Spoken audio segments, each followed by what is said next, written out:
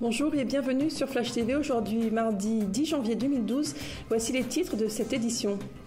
Tentative de vol dans un service de la Civis. L'étang de Saint-Paul, les agriculteurs réclament leurs hectares.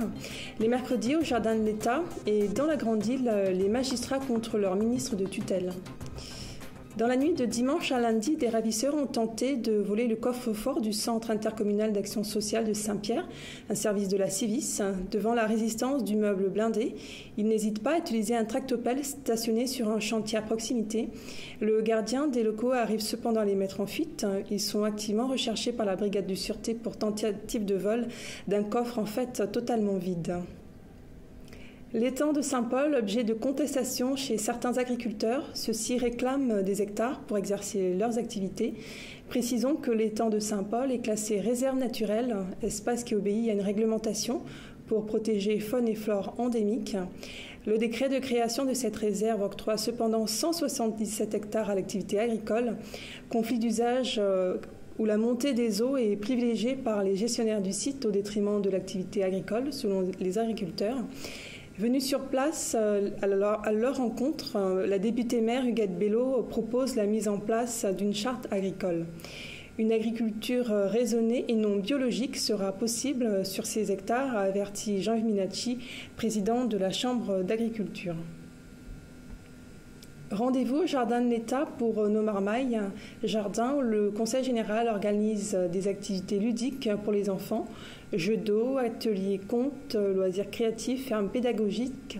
Ces activités sont proposées les mercredis 11 et 18 janvier. Elles sont toutes gratuites. Dans la Grande Île, les magistrats demandent la démission du ministre de la Sécurité intérieure. C'est un reportage de Viva Événement. Il va faire un mois actuellement que le problème survenu à Tuléar, entraînant la mort d'un magistrat, a eu lieu. Aucune information en ce qui concerne le sort des policiers inculpés dans l'affaire n'a été évoquée. 11 policiers ont été déportés à Antananarivo et ont fait l'objet d'un déferment au parquet récemment. 6 d'entre eux ont été placés sous mandat de dépôt en attendant leur procès. 14 autres agents ont encore à subir des enquêtes selon les explications du ministère de la Sécurité intérieure. 3 autres policiers seront prochainement déférés au parquet. Des mesures ont déjà été prises en ce qui concerne les 7 policiers qui ont pris la fuite et qui n'ont pas travaillé depuis 8 jours. Leur salaire a été suspendu, toujours selon le ministre en charge de la Sécurité intérieure.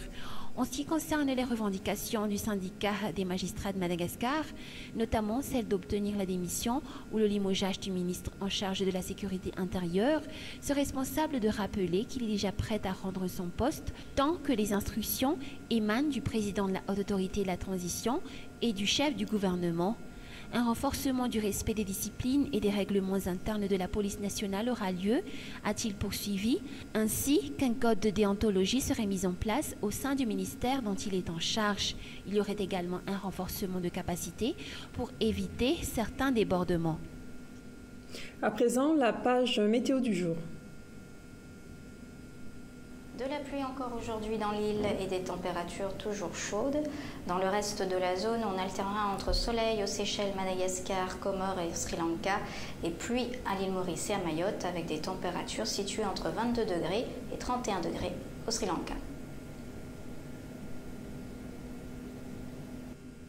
C'est la fin de cette édition. Merci de l'avoir suivi. Je vous retrouve demain pour l'édition de la mi-journée. En attendant, l'info continue sur flashtv.re. Très bon après-midi.